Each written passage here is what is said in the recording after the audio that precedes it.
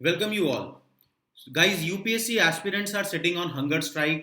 Almost 10 दिन हो चुके हैं. नियर मुखर्जी नगर एक हंगर स्ट्राइक चल रहा है. So क्या रीजन है इस हंगर स्ट्राइक का? What are the demands of the UPSC aspirant and other student who are engaged in this strike?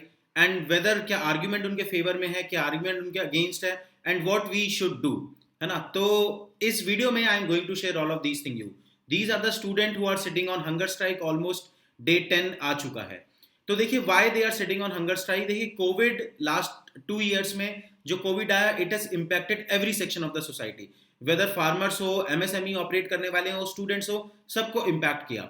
अब the student are putting this argument कि कोविड की वजह से किसी की फैमिली में कोई बहुत बड़ा ट्रेजेडी हो गया, तो उसकी वजह से वो एग्जामिनेशन नहीं दे पाया, है ना.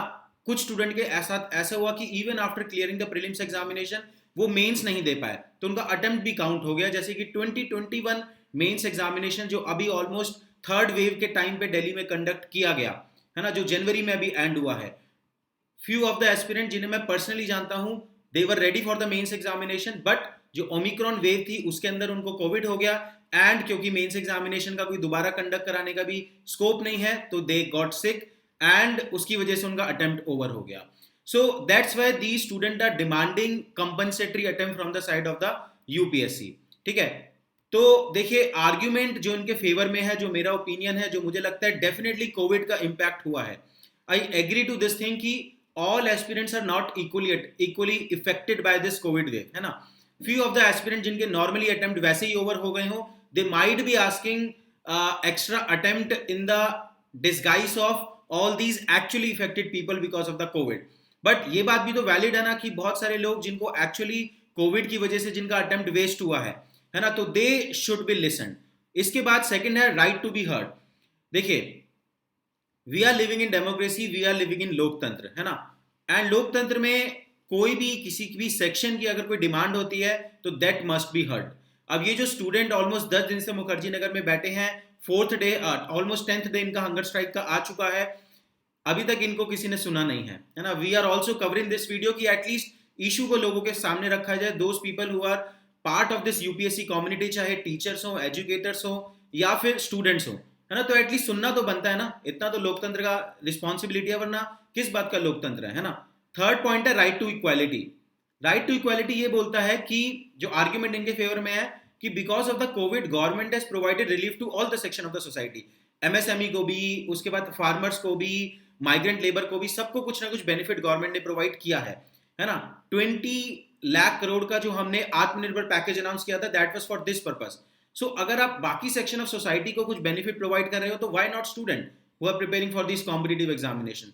सो ये तीन आर्ग्यूमेंट उनके फेवर में रहते हैं. आर्ग्यूमेंट जो अगेंस्ट में है from the side of the government which I can see is कि देखिए अब अगर एक्स्ट्रा अटेम्प्ट देते हैं तो प्रॉब्लम क्या है कि डेटा सेग्रीगेट करना बहुत मुश्किल है. डेटा सेग्रीगेट करना मतलब कि एक्चुअली कौन लोग रियलिटी में कोविड से इंपैक्ट हुए हैं और कौन नहीं हुए हैं. तो I think this difficulty government is facing कि वो डेटा सेग्रीगेट करना बहुत डिफिकल्ट है. और अगर गवर्नमेंट एक्स्ट्रा अटेम्प्ट देता है तो सबको ही देगा फिर, क्योंकि डेटा सेग्रीगेट नहीं हो पाएगा. एक ब्लैंकेट गवर्नमेंट को अलाउ करना पड़ेगा कि हाँ जिसको भी एक और अटेम्प्ट देना है वो आके दे सकता है इस साल, जैसे कि 2015 में गवर्नमेंट ने पहले किया हुआ है ये काम, है ना. तो ये एडमिनिस्ट्रेटिव कन्वीनियंस, एडमिनिस्ट्रेटिव डिफिकल्टी का एक मैटर है which is argument against it.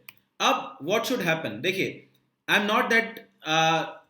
not giving any judgment over the issue. What I'm saying is कि these aspirant who are protesting for their rights, they must be heard.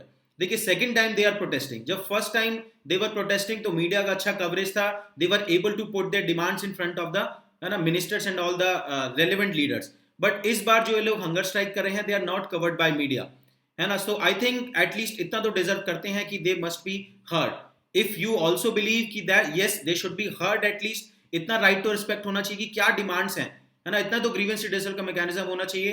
तो do comment below yes they should be heard, है ना. तो do comment this yes they should be heard on the comment box. Thank you very much. I hope you understand the issue. You can also share your opinion in the comment box if you have any. Thank you very much.